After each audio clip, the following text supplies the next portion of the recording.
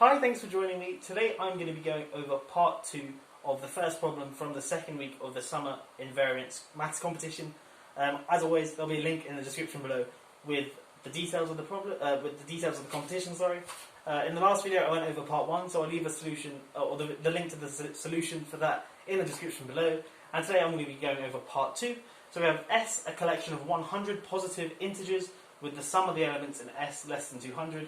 I use this notation here. Capital Sigma S less than 200. Now, does it follow that for all positive integers k between 1 and 100 inclusive, there exists some subcollection T of S with the sum of the elements in T equal to k? A little bit of a mouthful, but yeah, that's a problem. And in part 1, we showed the special case k equals 100, and now we want to know, does it hold for all the integers below, all the positive integers below 100 as well? Okay, so if you want to have a go at this problem, pause the video now and have a go, and I'm going to go over a solution. Okay, I'm actually going to use something I proved in the first video in part 1, so if you haven't seen that, go and check it out. But I stated a lemma, and then from that there was a corollary, which I'll write here, and I also proved in the last video. So let S be a collection of n positive integers with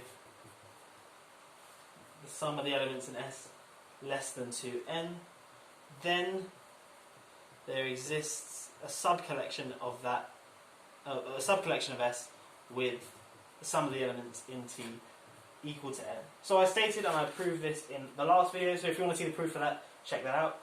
But in this video I'm going to be doing induction to show that it in fact is true for all the integers less than 100, the case k equals 1, 2, 3, all the way up to 99 and 100. Of course, 100 has already been done in the last video, but I'm going to be using this really important corollary here.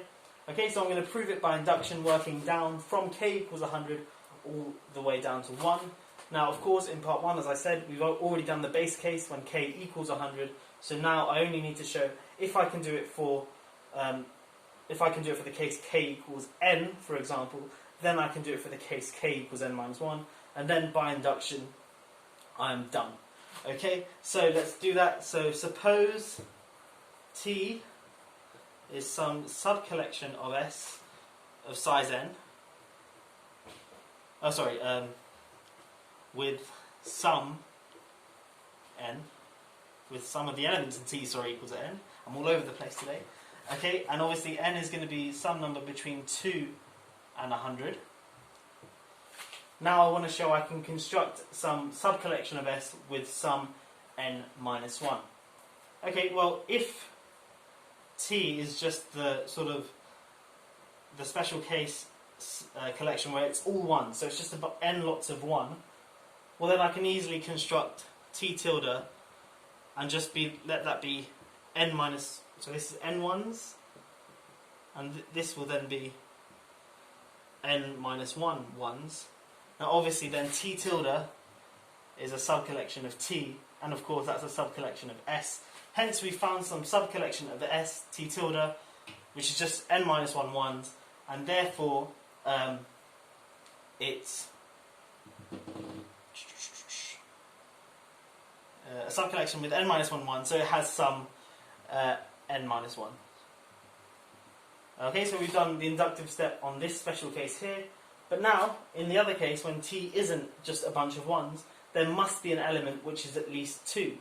Okay, so then T, we can write T as some set which I'm going to call T tilde, union some lowercase t, where T is greater than or equal to 2. But now, we have that the sum of the elements in T tilde is just the sum of the elements in T minus T. The sum of the elements in capital T, I'm going to put that in brackets, is n. So we've got n minus T. But because T is bigger than or equal to 2, this is going to be less than or equal to n minus 2. And n minus 2 is strictly less than 2n. Oh, 2n minus 2, sorry. 2n minus 1. So 2n, obviously if you expand that as 2n minus 2, But this thing here is strictly less than 2n minus 1, because this thing here is 2n minus 2, and of course n is strictly less than 2n in this range here. But what we've done then is we've constructed some subcollection t tilde, which has n minus 1 elements and has sum less than 2 times n minus 1. Hence we can find some subcollection of t tilde by this corollary here. Let's call it t double tilde. So we can find some t double tilde with sum equal to n minus 1.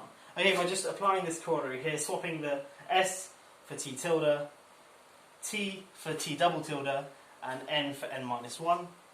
And that's essentially it. We've shown, and obviously, perhaps I should mention this, t double tilde is a subcollection of t tilde, which is a subcollection of t, which is a subcollection of s. So of course t double tilde is a subcollection of s.